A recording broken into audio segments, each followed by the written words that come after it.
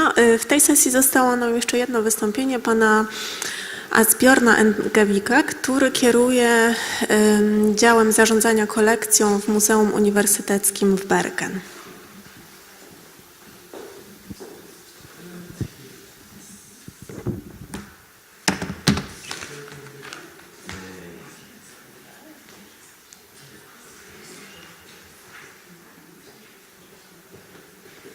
Well, thank you very much.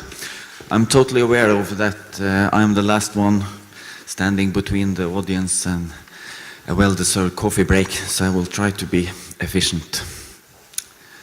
Let's see.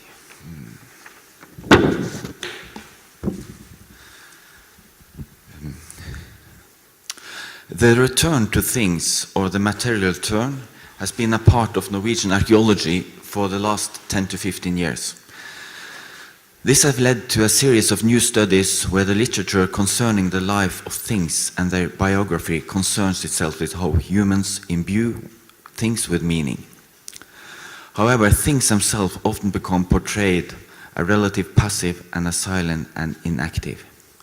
An alternative to this approach is to explore how things, or museum's object, enact the social situation of which they have been part. The assumption is that things are not enclosed passive entities, rather they affect change. However, observing the social situation of things is not easily carried out in relation to archaeological objects. Exploring the social situation of things is more likely an approach suitable for an ethnographic material and studies where it's possible to study how humans and non-humans, things or objects, become with each other, how they interact and how these entanglements unfold. Within archaeology, we are left with our objects, the material culture, or leftovers from the previous societies. We don't have written sources, and we cannot directly observe the interaction between man and objects.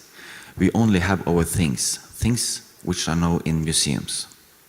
In the following, I will use an example from my own research on Iron Age pottery to show that archaeological objects actually may provide information concerning identity, group identity, style, and even regional belonging. So, the big question is then, identity and style. Does identity really reveal itself in an archaeological material? This is commonly assumed, but in fact it has to be proven. And what kind of material is likely to carry stylistic information that can be interpreted in terms of group identity, arguably ethnicity? For many years it has been argued that it is by studying these indigenous everyday artifacts that an inquiry into changing identities and regional representation can be most successfully undertaken. According to the anthropologist Daniel Miller, the variability of objects is significant as a major source of evidence for the study of society, the artifactual environment being one of the main products of social action. Because pottery was present in most contexts in which daily routines would have been carried out, ceramic vessels forms the single most important source for the study of artifactual variability in everyday life. Taking this as a point of departure, I will in the following discuss the bucket-shaped pots, a migration period pottery special to Norway.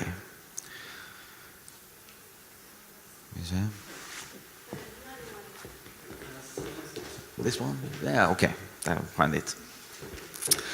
Differing from contemporary pottery in almost every respect, including their shape, tempering material, method of production and decoration, bucket-shaped pots may therefore be regarded as symbols of identity and regional belonging. Bucket-shaped pots have not been shaped by hand in the traditional way, but have been molded upside down over a wooden block. The pots are flat-bottomed with straight or slightly concave sides, which usually are decorated. In most cases, the entire belly is decorated with line and relief decorations, except the area just below the rim, which is usually reserved for an iron band or a handle. Sometimes even the exterior of the base is decorated.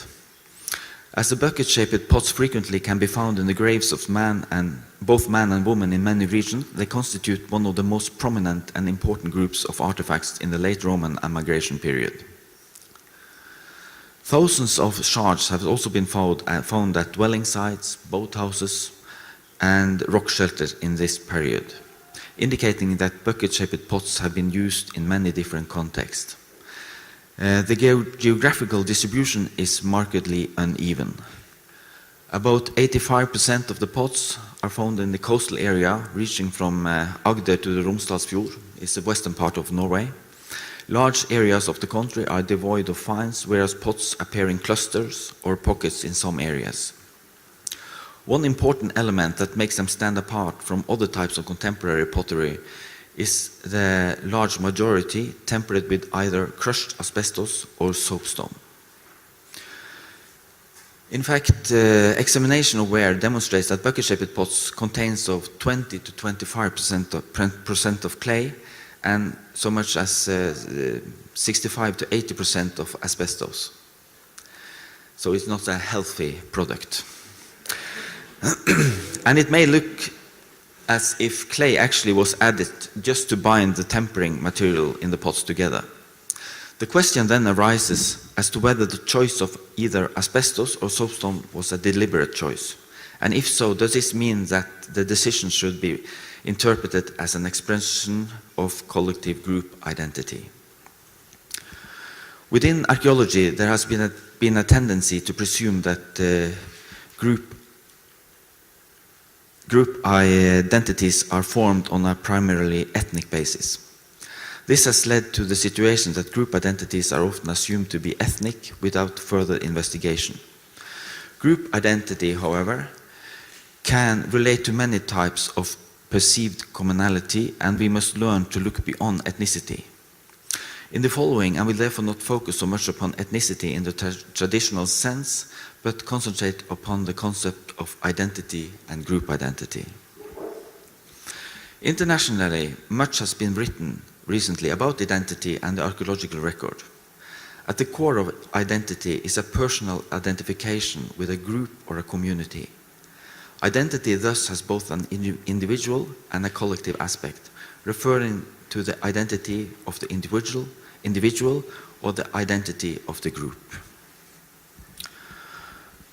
During the last 2-3 decades, archaeology as a discipline in Norway has changed from being a discipline concerned with ancient artifacts to one that studies ancient people.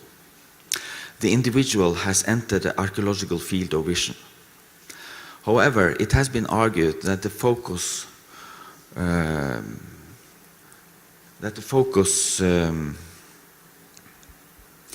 on individual identity is only a reflection of a modern phenomenon, with actually little or no relevance to past societies. In fact, the very idea of independent individuals is a modern conception. Ethnographic studies has also shown that individuals exist through memberships in a group, namely a family group, kinship group, community, or regional group, age group, and or ethnic group. Actually, it's through group membership that rights and duties are defined. Without the group, an individual would count for nothing.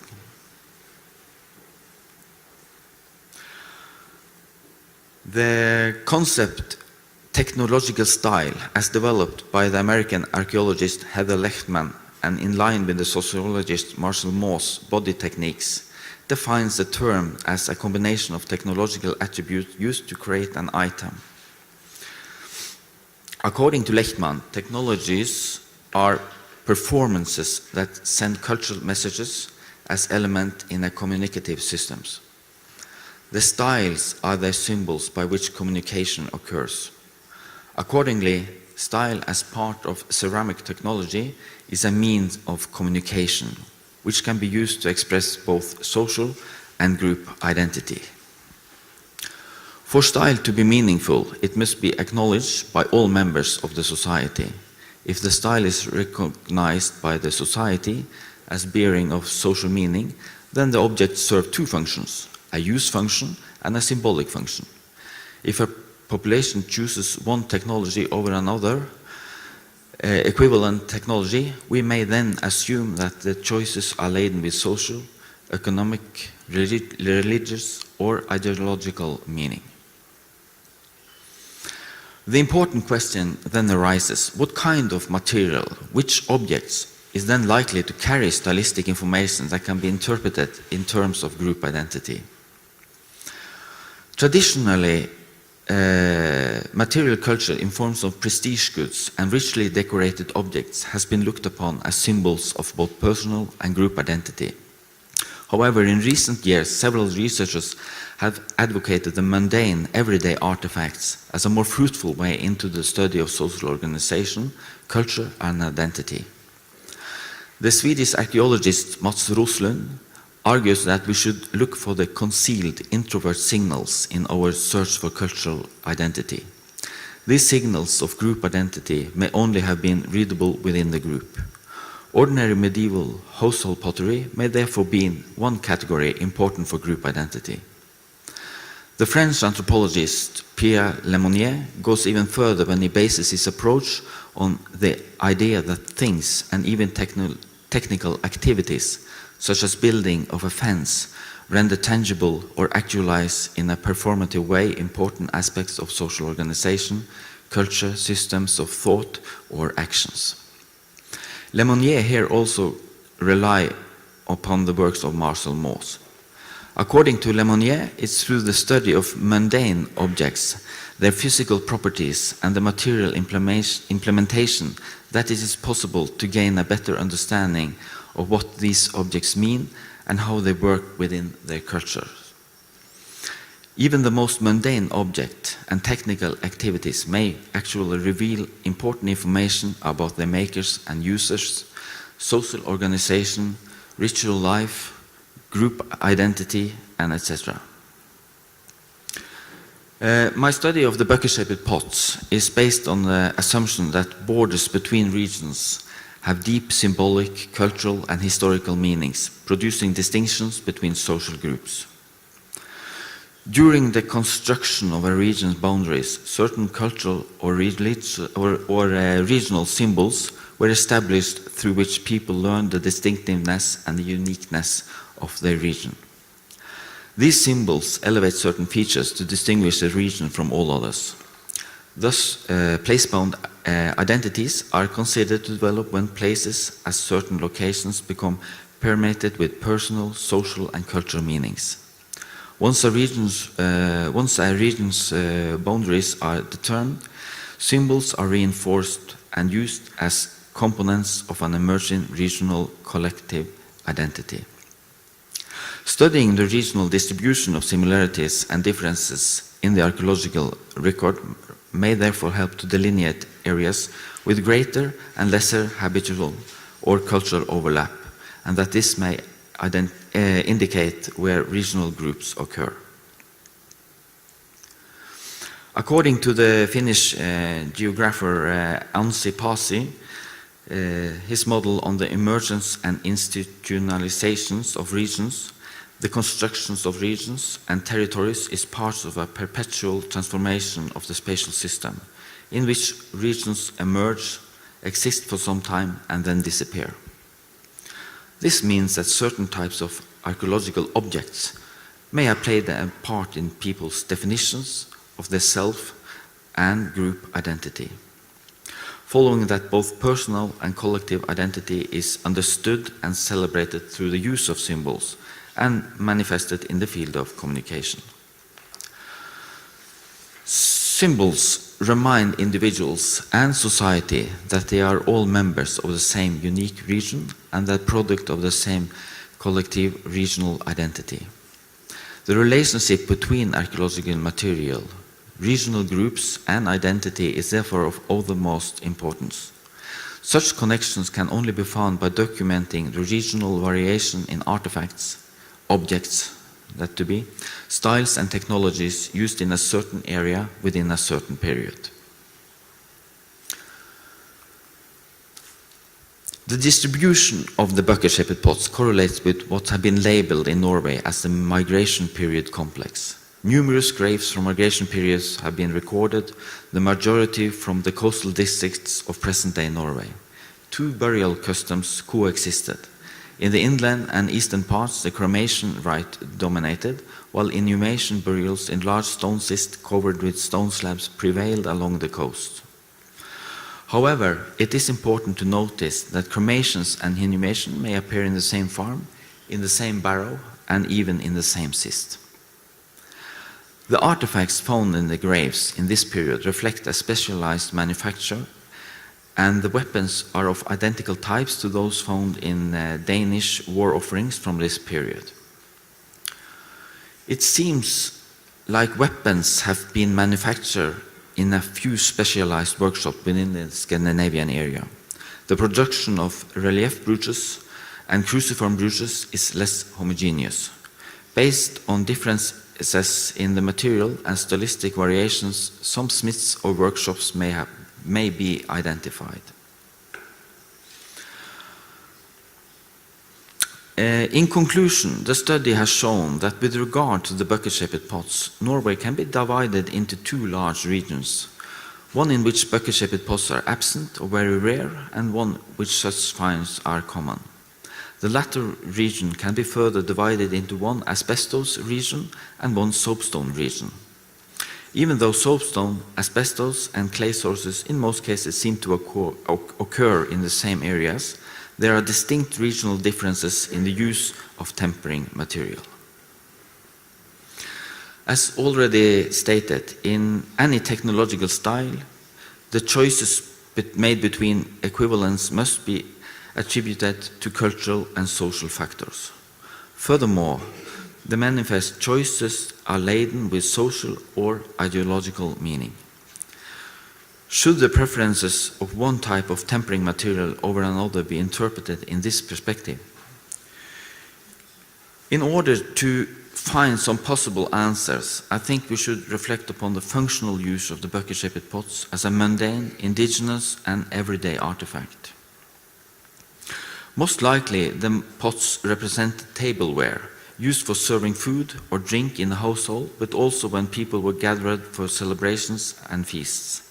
The rubric feast covers a wide range of cultural practices. The anthropologist Michael Dietler has defined feasts as a form of public ritual activity around the communal consumption of food and drink. In general, feasting requires an aggregation of people who assemble when some secular or sacred event takes place. The importance of food as a medium of initiating and maintaining social relations is well documented and well recognized in both anthropological and archaeological literature. You are what you eat is an expression from our contemporary society, but archaeology has shown that this undoubtedly also was the case in prehistoric communities.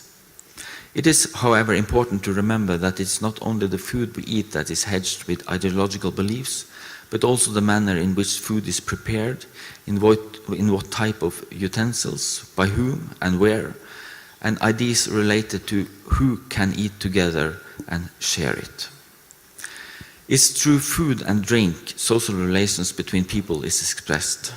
Different types of containers in which food is prepared, cooked and served, such as the bucket-shaped pots, has therefore been of major importance.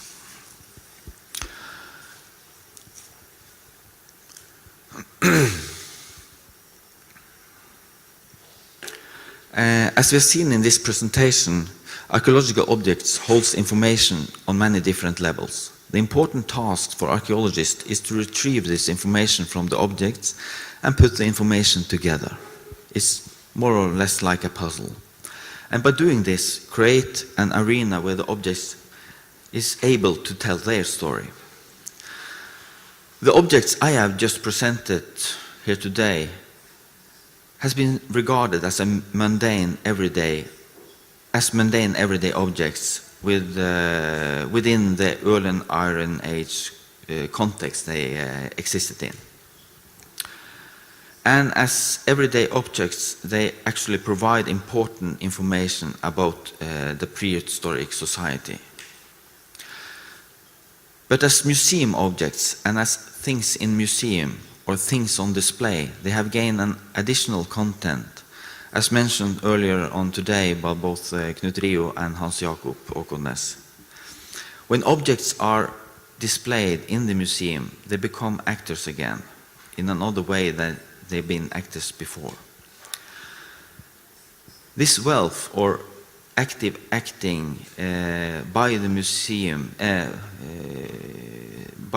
objects in our exhibition, is therefore a dimension which is easily forgotten, but still of utmost importance. Thank you.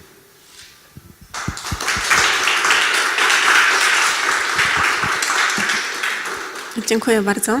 Zawsze mnie fascynowało, że archeolog potrafi tyle opowiedzieć nawet na podstawie fragmentów przedmiotów. Chciałam Państwa zaprosić do zadawania pytań.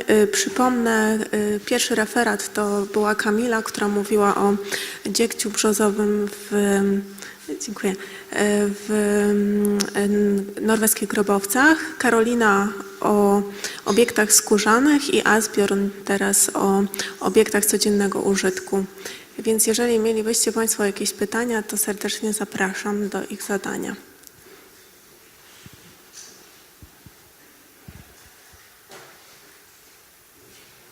Pani doktor Wróblewska zawsze ma pytania. You do not have your translator thing, so I will ask in English. Sorry. But it's the question to all of you. I mean, all archaeologists. And I was wondering, because I am really impressed when I think about the tools that archaeologists have to examine the materiality of things. And my question would be about the display, of course, because we are in a museum, or museum to be in 2 months.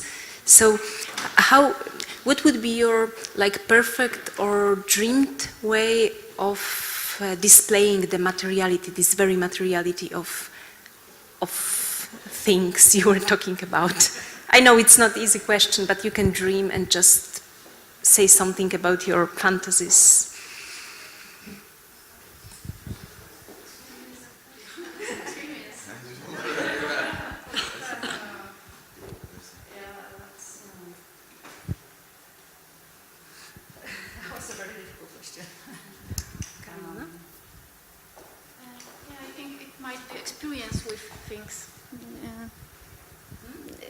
Touching, I don't know, some experience. Yeah, that's true. It's true because it's got, at least the material I'm looking at, it's smelly. You can touch it. It's sticky. So of course that aspect of the object is important. It looks awkward under the magnification. So maybe some magnification to see on display. I don't know. Yeah. Sorry, I've never thought of how to display it, because it's a really difficult object to display. I think it's just fragments, so you have to kind of make a story around it. I think. Do you have any? It was a very difficult question because.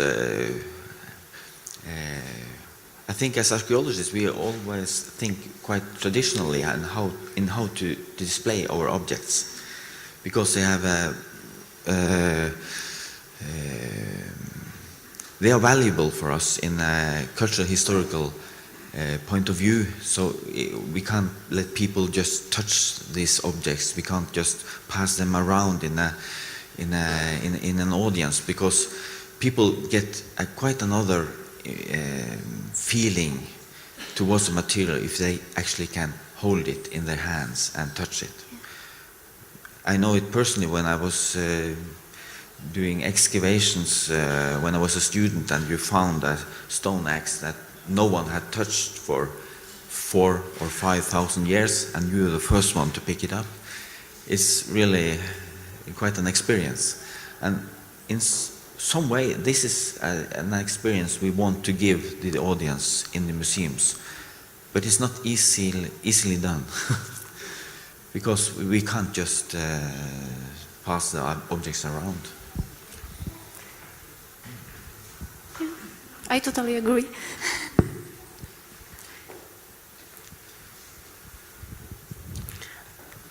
Bardzo proszę. Oh, thank you for your presentation. I think for us it was really amazing. I have to say that in our collection we have object from archaeological excavation made in the site of the museum, and in fact we don't know what to do with the object. And all people, they were presented only once, and clean and beautiful fragment of porcelain. And it was horrible in my opinion, because it was so far away from the original place, and they were in the site of the former Warsaw Ghetto, so it doesn't work. It didn't work in my opinion. But we want very much to present them. But in fact, I have no idea, and none of us in the museum has an idea. So really, I do understand that this is really difficult. And the object cannot speak to people directly because there are fragments of object. But we have to do something because they really have great story behind them. What you presented, it was really, I would like to thank you very much. Thank you.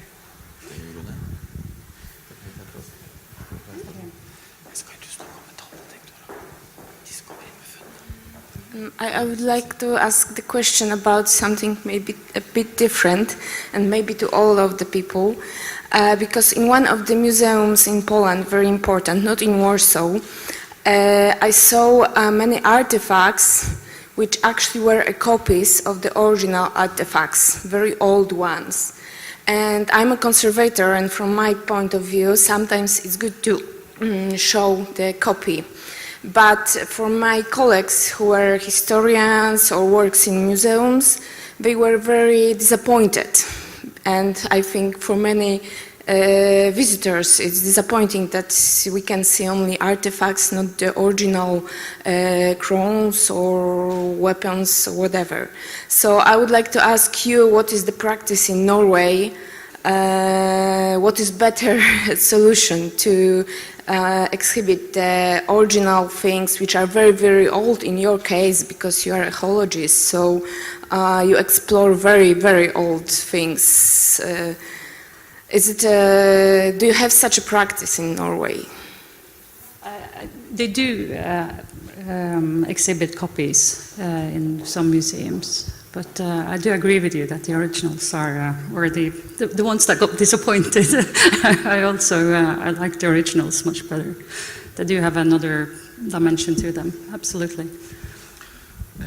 We are actually renovating our Viking Age exhibition at the time, and we have made a small change in the exhibition now, because earlier on we had access from the Viking Age with wooden shafts, copies of the shaft, because all the wood is gone for a long time ago. But now we have removed all kinds of copies or modern what you call materials, wood or what it would be, from the monters, and only exhibit genuine objects. Copies or reconstructions is to be placed outside in the area where people can go and touch, and not inside the monters.